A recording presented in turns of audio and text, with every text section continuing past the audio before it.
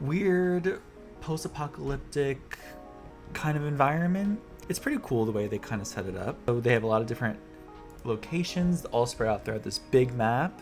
Every location has its own sort of vibe. Some's a church, some's a town, one was like a dock area. All pretty cool. And all the monsters there seem to be not unique to their location, but at least fitting for the location. Like you'll see construction workers, zombies in one area that's like in a construction site, and then in a hospital you see these nurse zombies walking around. So it all seems pretty intentional the way they kind of place things around, which is very cool and keeps it very immersive.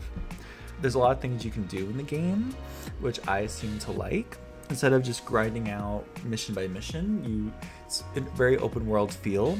So you go through all these different zones, which are based on your level, but every single zone has a very loose based mission. Every zone you can either kill some enemies, find some rare gear chests or weapon chests, which are hidden on the map, maybe kill an epic boss that's in the area. All these zones seem very thought out, which is very cool to see. They're all kind of like little secrets and puzzles that you're kind of figuring out.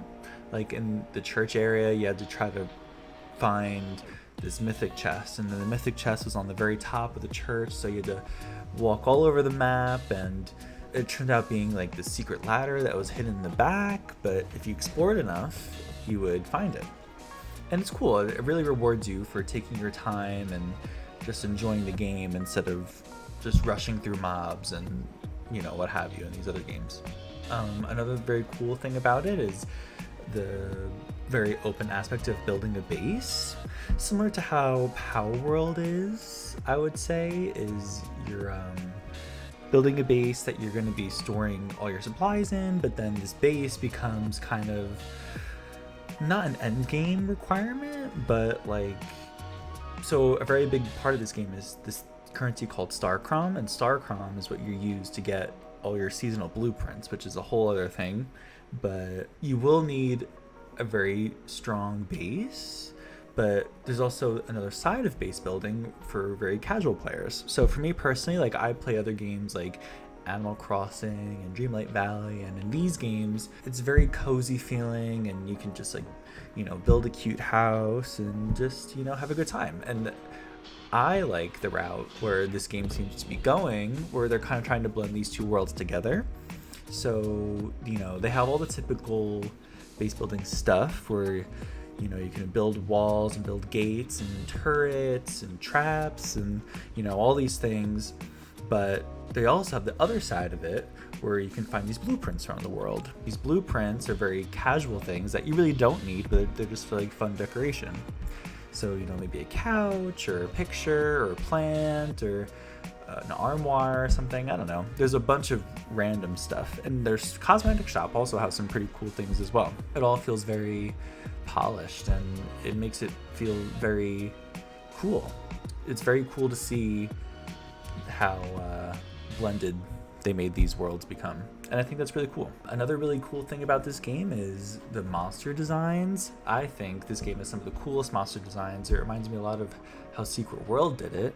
Very ordinary things, but make them into a monster. So they have a balloon guy who's very cool. They have a traffic light guy who's very cool. There's just a lot of these cool monsters that they create out of these mundane objects, and it's very cool to see as you're playing the game, oh, that's actually this, when you really wouldn't expect it. There's these little spiders that crawl around, but they're doll heads. I know it sounds kind of weird, but I think that's pretty cool. There's also a bus that walks around.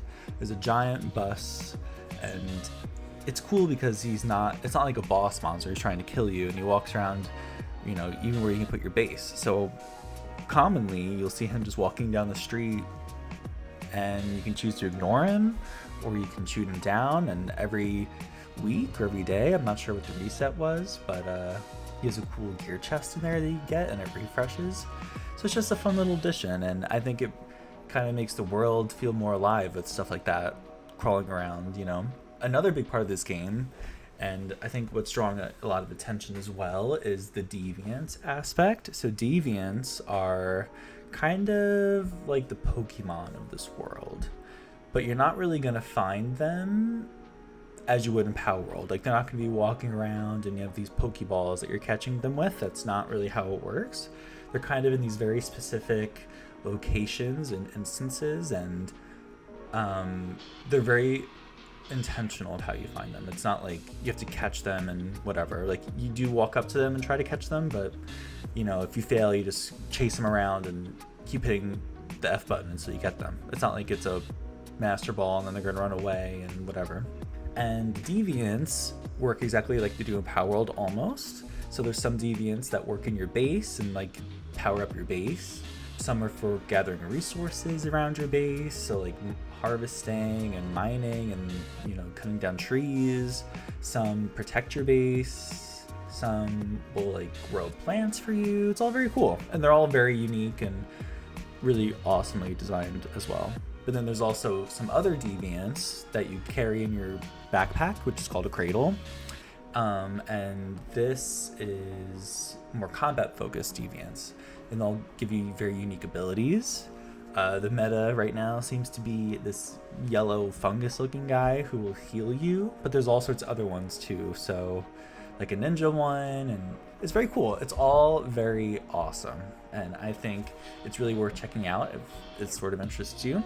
Another big part of this game, which has also made it kind of controversial, is the season gameplay.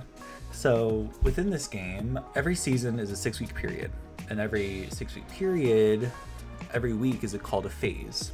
So every phase, like phase 1 is where everyone will start, and then it grows to phase 6, and as it gets to phase 6, so phase 2, phase 3, it'll start opening more and more things for your world. So more dungeons possibly, or more events that are going to start to happen around your world. Just more and more things become available to you as the season progresses. And then after season 6, the game will quote unquote wipe, and that has made people very upset. But I mean, no one really knows for sure yet, because no servers have completely wiped yet. Those should be soon, in about a week or two, so I'm very curious to see how that goes. Once that happens, supposedly you're going to lose your character, but you're going to keep all your earnings. So basically, as you're playing through your season, you're going to be leveling up and exploring the world, battling bosses, getting your star chrome, that's very important, and then unlocking blueprints. And blueprints are what's going to carry with you through future seasons, and that's kind of the whole point of what you're working towards. And then the house that you're building is also saved in the blueprint, so it's not like you're going to work to build this big house and you have to start from scratch all over again, because you can easily just move your base around and throw it anywhere you want, and you don't have to rebuild it every single time. But everyone's very concerned what this wipe really means, and honestly I am too. They say it's not going to be what everyone thinks, and I hope it's not. I mean, I don't think you're going to be losing all your gear or anything like that, but I think it kind of depends on how extreme the wipe is and how different the seasons are, if it really becomes a problem or not. Because if the next season is very different, because I don't think there's going to be a new map every single season. That'd be crazy and a lot to expect, but maybe different events will happen, or different bosses, or I don't know. There's a lot of ways they can go about it, so I'm very curious to see what they do. If it ends up being the same thing and it's just like a forced reset to, like, I don't know, slow you down, I guess, then I think that would seem unnecessary and then make people very upset. So server issues are another big problem point right now within the game. And the way this works is, in the game, there are 2 different types of servers you could be on, either PvE or PvP. And within these servers, there are not many servers, but different servers within that branch of servers. And there's a limit to how many characters can be on each server that you choose. So let's say I'm on PvP 1 right when the game drops. Right now, there's up to server 132, right? And let's say I want to play with a friend and they want to join me on server 1. Well, they can't, because the character limit's full. And I can't play with them no matter what. So now I, who's on server 1, would have to make a new character and start from scratch on server 132 or whatever it is. And that to me seems to be a very big problem. It just seems like a weird system to have in a multiplayer game. And I just think it's too sensitive. I think there should have been maybe not a character limit, but I don't know. I think they should have handled that differently, just because there's been many instances of when you like see in these forums and, you know, in comments and videos and stuff, there's a lot of people who maybe have a big friend group of people who play these MMOs and stuff, and maybe they all weren't able to join in at the same exact time. So maybe some of them got in at like server 10, but by the time their friend came along, maybe it's up to server 20 already, and, you know, they're locked out of server 10. So now everyone on server 10 has to remake a character to play with them on server 20. It just seems crazy to me. And I think the team is working on fixing it. I don't know how they would though, because it seems very built around this sort of system. But they did push back some changes that they were planning to make in order to focus on the server issues. So hopefully they're fixing it. I'm very curious to see what that will even look like, just because with the whole phase system and their seasons, it seems to be very strange and like complicated. Because if you go into one server 132 right now, for example, they're on phase 1, right? Server is brand new, they just started. So everyone in that server is on phase 1. But if you go to like server 1, they're on phase 6, right? So now what's going to happen after phase 6 completes? I mean, are they going to go to phase 132? Wait, what am I even saying? See, this is crazy. It's all crazy. None of it makes any sense. I don't know. It's very weird. Maybe when the season completes for them in server 1, they'll get a chance to join like these newer servers. But I don't know. It's very weird. But it's cool. Like, I'm interested to see what they do with it, but it could be bad. So we'll see. We'll see. Another big issue, similar to the server issues, is like the party matchmaking system. So within One Human, there's a bunch of different dungeons you can do, and these dungeons are a very big part of the game. Like, yeah, not everyone's a big PvE player. Maybe they're just playing casually and like building a base and exploring, and that's really cool.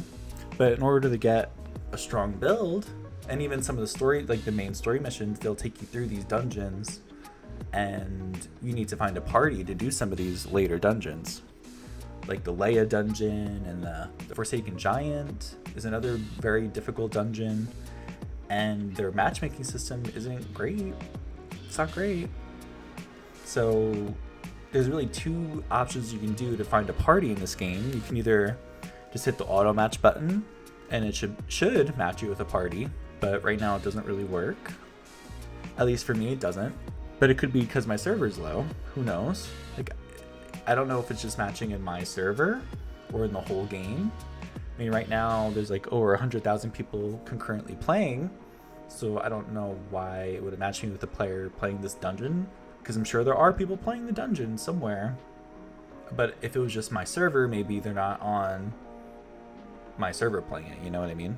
Maybe they're not merging all the servers together for that matchmaking system. Hopefully that gets reworked with their changes, because other than that, if you don't do the auto matching system, you have to just make a party and then throw it in the world chat that you're looking for someone. Like, yeah, they have a feature that like automates it for you, so you just like, hit a button that says like send to chat, and it'll send like a nice formal message inviting people to join your party for this mission. But who's like, no one's really paying attention to that. Like, sometimes I'll glance and see it and join one, but I don't always notice it, and I'm sure not everyone notices it either. And I don't know, I think that would be very discouraging. You know, if I'm just trying to jump in, maybe play a dungeon and then leave or something, and then I'm not able to find anyone through their matchmaking system, then I'm like, oh, okay, well, I don't really feel like, you know, spending time exploring a location right now, so I'm just gonna log off and do something else, you know? And that's a problem. I think that's a problem, but I'm sure they'll work on it. I mean, given the server issues, and this is like probably part of the server issues.